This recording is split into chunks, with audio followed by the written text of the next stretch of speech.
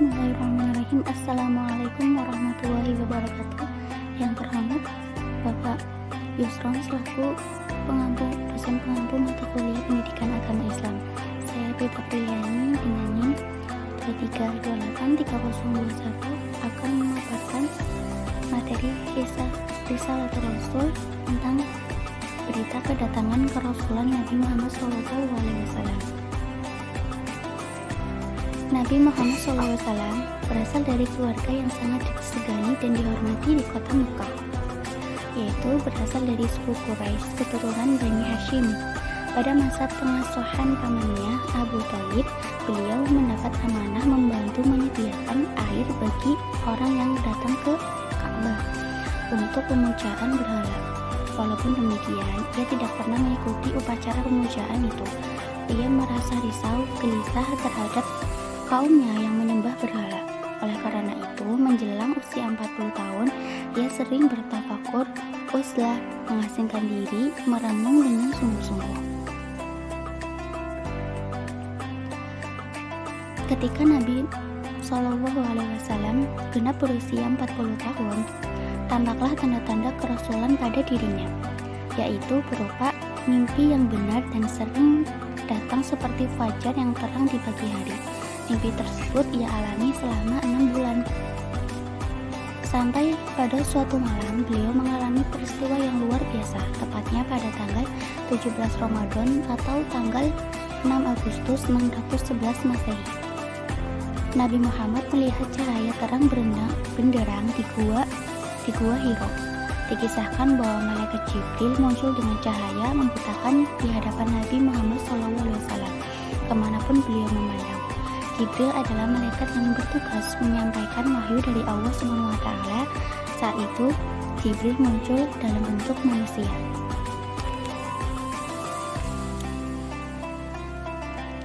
Malaikat Jibril datang dan berkata, "Iqra, bacalah." Beliau, Rasulullah SAW, menjawab, "Aku tidak dapat membaca." Kemudian malaikat Jibril merangkul Nabi Muhammad SAW sedemikian kuat dan kemudian melepasnya dan berkata lagi, "Iqra." Beliau tetap menjawab bahwa beliau tidak bisa membaca. Demikianlah sampai 3 kali sampai dengan rangkulan yang kuat sehingga Nabi Muhammad SAW sulit bernafas dan malaikat Jibril memerintahkan, "Bacalah." Kemudian Nabi Muhammad menjawab, "Aku tidak bisa membaca." Dan sewaktu menerima jawaban yang sama, malaikat Jibril membimbing Nabi Muhammad SAW membaca Quran surat Al-Alaq ayat 1-5 yang berbunyi, "Bismillahirrahmanirrahim. Iqra bismi rabbikal ladzi khalaq. Khalaqal insana min 'alaq. Iqra wa rabbukal akram. Allazi 'allama bil qalam. 'Allamal insana ma 'lam ya'lam." Yang artinya, bacalah dengan menyebut nama Tuhanmu yang telah menciptakan. Dia telah menciptakan manusia dari segumpal darah. Bacalah, dan Tuhanmu lah yang maha mulia, yang mengajarkan manusia dengan pena. Dia mengajarkan manusia apa yang tidak diketahuinya.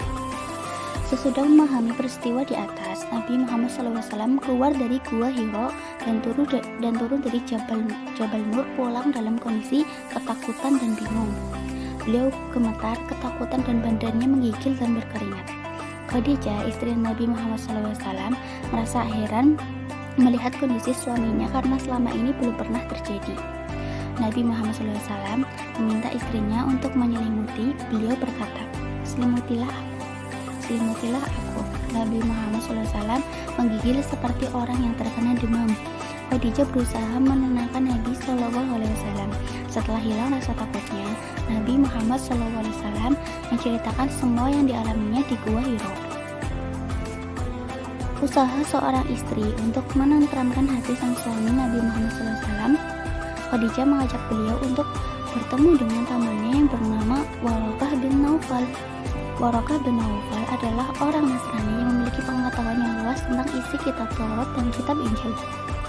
Waraqah berkata, "Yang datang kepadamu adalah An-Namus Al-Akbar, yaitu malaikat Jibril yang pernah datang kepada Nabi Musa alaihissalam.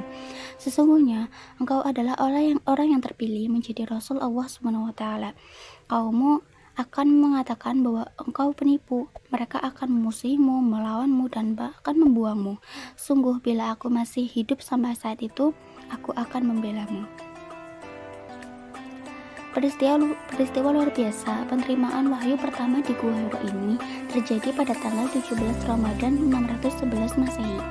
Umat Islam diperintahkan untuk selalu mengingat peristiwa tersebut agar dapat mengambil hikmah yang terkandung dalam kejadian peristiwa tersebut. Tradisi peringatan ini dilaksanakan pada malam ke-17 bulan Ramadan yang disebut dengan peringatan Nuzulul Quran. Setelah mendapat nasihat dari Waraqah bin Naufal, Nabi Muhammad SAW berharap menerima perintah selanjutnya. Namun beberapa hari lamanya waktu wahyu berikutnya tidak kunjung datang. Nabi Muhammad SAW merasa cemas dan sedih. Beliau mulai ragu dengan apa yang dialaminya itu. Beliau pun selalu datang ke Gua Hira itu sebagaimana kebiasaannya. Dalam sejarah Islam, masa terputusnya wahyu tersebut disebut dengan Fatratul Wahyi, masa berselangnya wahyu. Namun, ketika Nabi Muhammad SAW sedang berjalan ke suatu tempat, tiba-tiba beliau mendengar suara gemuruh dari langit. Suara itu makin dekat dan terdengar suara memanggil, "Ya Muhammad, engkau adalah utusan Allah." Nabi Muhammad SAW merasa takut sekali mendengar suara itu. Beliau segera pulang dan minta diselimuti seperti dahulu. Ketika sedang berselimut, suara tadi terdengar lagi dengan jelas membacakan wahyu. "Hai orang-orang yang berselimut, bangunlah, lalu berilah peringatan, dan agungkanlah Tuhanmu dan bersihkanlah pakaianmu dan perbuatan dosa ditinggalkanlah. Dan janganlah engkau Muhammad memberi dengan maksud memperoleh balasan yang lebih baik, dan untuk memenuhi perintah Tuhanmu bersabarlah." Wahyu tersebut adalah Quran Surat Al-Mudaththir ayat 1-7. Ayat inilah yang mula-mula memerintahkan Nabi Muhammad SAW menyeru manusia kepada agama Allah. Dengan demikian, mulailah masa permulaan dakwah agama Islam. Demikianlah pemaparan yang dapat saya sampaikan. Kurang dan lebihnya mohon maaf. Wallahu muwaffiq illa aqwamit thoriq. Wassalamualaikum warahmatullahi wabarakatuh.